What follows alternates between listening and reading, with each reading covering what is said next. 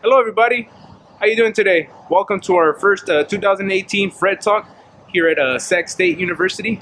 Oh, I didn't notice that the camera was up close. Well, my name is Dr. Aguayo, here to talk to you about cerebral palsy. Cerebral palsy is a congenital disorder caused by brain damage or abnormal brain development that usually occurs before birth or early in life. Cerebral palsy affects a person's ability to move or maintain balance and posture. Even though it is permanent, it is not progressive. Cerebral palsy is the most common physical disorder in children, affecting nearly 764,000 people in the US. There are four types of cerebral palsy. We're talking spastic, haptoid, dyskinetic, ataxic, and mixed. But the most common is spastic, and affects about 70% of the cases. Cerebral palsy is non-progressive, so that means it's not going to worsen over time. And statistically speaking, about 2 to 3 people with cerebral palsy can actually walk, and 3 to 4 can verbally communicate. Alongside me, I have Dr. Cardenas, Dr. Ledesma, and coming from the Bahamas, we have Dr. Lopez.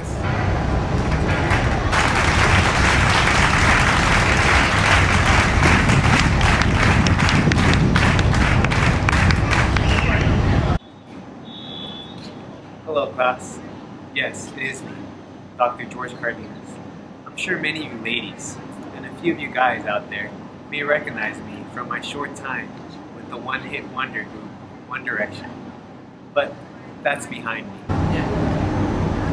Now, I'd like to spend my time researching the effects of exercise on children with cerebral palsy. One study that I'm working on is researching the effects of combined exercise on the performance on kids with cerebral palsy. So my research consists of a 70-minute workout period. So this exercise consists of a 5-minute warm-up period, 60 minutes of exercising, and a 5-minute cool-down. While our control group continued their physical therapy sessions without the exercising. For the exercise group, we wanted to look at endurance and strength exercises. For the endurance exercise, we measured endurance exercise by using the elliptical for 15 minutes. We also did a fast walking and running recreational activity to measure endurance. For the strength, we worked on the sit and stand, and also the step up and the step down. This 70-minute exercise program was done 3 times a week for 8 weeks. To measure the outcomes between the exercise and the control group, we measured the 6-minute walk test, a 30-second sit to stand test, a 10-minute walk test, a timed up and go test, and a functional reach test. The results were so mind-blowing that I couldn't explain it. So I have my colleague, David, over here. It's just amazing. I'll let him do everything. I'll let him do all the talking. Thank you, guys. And also, don't forget to follow me on Instagram at George Cardenas. But thank you, guys. Have a great day. Also on Twitter, hashtag handsome doctor. Thank you, guys.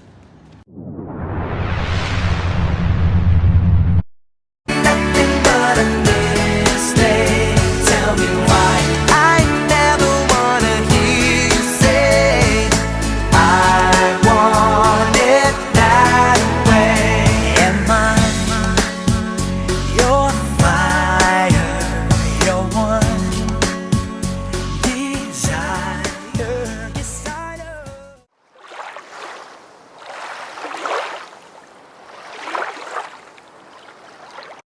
Hi, thanks for coming to Fred Talk. Sorry I can't be there right now. I'm in the Bahamas.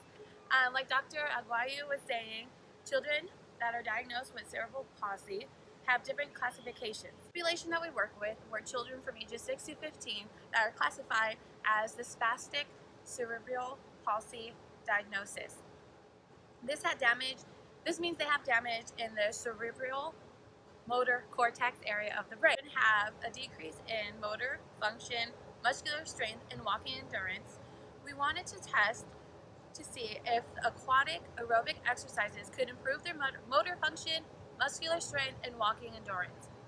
The method we was a time series design that we broke down into 4 measured sessions. We had 2 baselines, 1 post-intervention, and then 1 month follow-up with the children. The aerobic exercises that we used were running in the water. We used jets for resistance. We did stair climbing in the water. We did swimming. We also did jumping, hopping, and prone kicking to test. The shuffling, jumping, kicking were used less with the children because they were losing motivation and they needed something new to do. We figured that being excited to go in the pool increased their motivation. Oh crap, there's a shark attack. I'll let Dr. Aguayo tell you the results. Okay.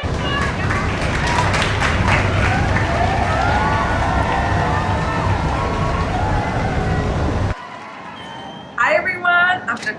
Desma. For the last 8 years, I've been working with the American Society of Neurorehabilitation. Recently, I've been doing some research about the strength training programs for children with cerebral palsy in collaboration with the Amsterdam Rehabilitation Center and the University for Professionals for Pediatric Physical Therapy.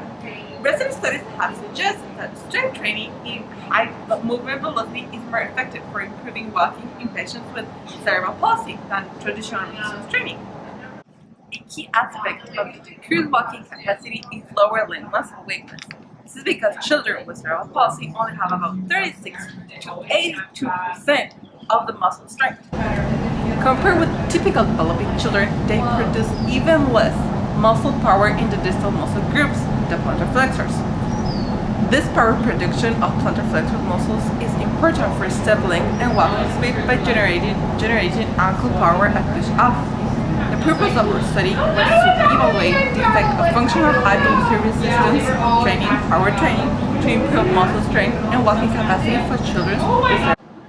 The purpose of our study was to evaluate the effects of functional high velocity resistance training or power training to improve muscle strength and walking capacity of children with cerebral palsy.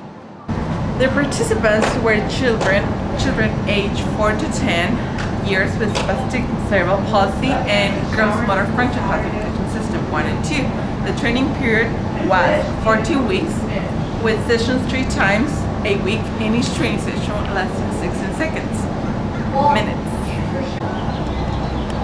The power training was specifically designed to strengthen plantar flexor muscles during functional exercises and consisted of the following phases: 10 minutes of warm-up, 35 minutes of 3 to 4 different power exercises, and an end game for 15 minutes.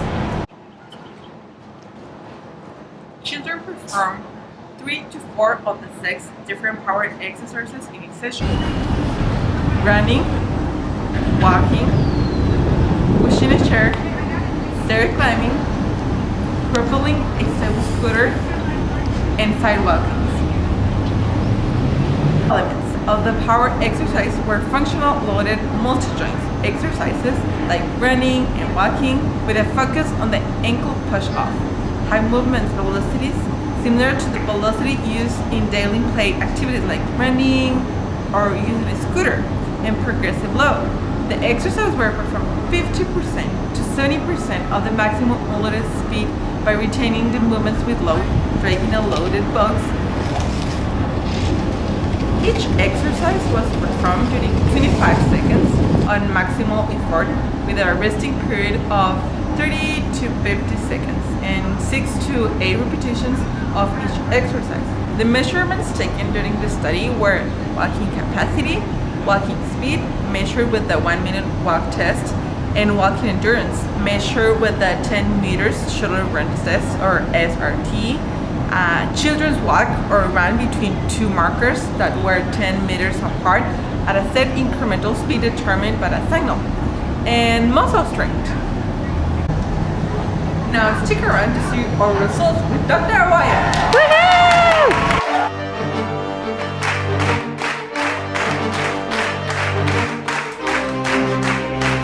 Based on Dr. Fredkins' research on the effects of combined exercise, we noticed that there's not many changes in the effects of baseline measurements.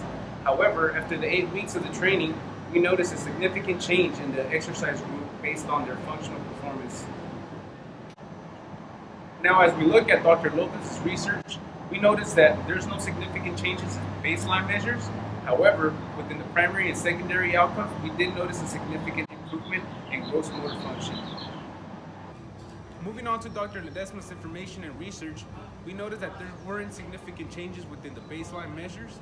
However, after the two post measurements, we noticed that there was a significant difference. All walking capacity variables showed significant improvements during the functional movement training. Between the follow-up measures and the start of the training, we noticed that there was an increase in mean power from 13% to 83% after functional power training. So there was definitely improvement in walking capacity.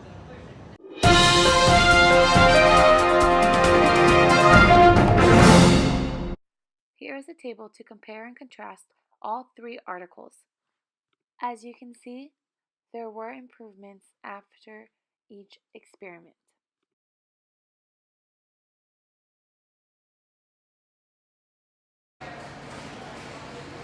All right, guys, I'm off to my next study.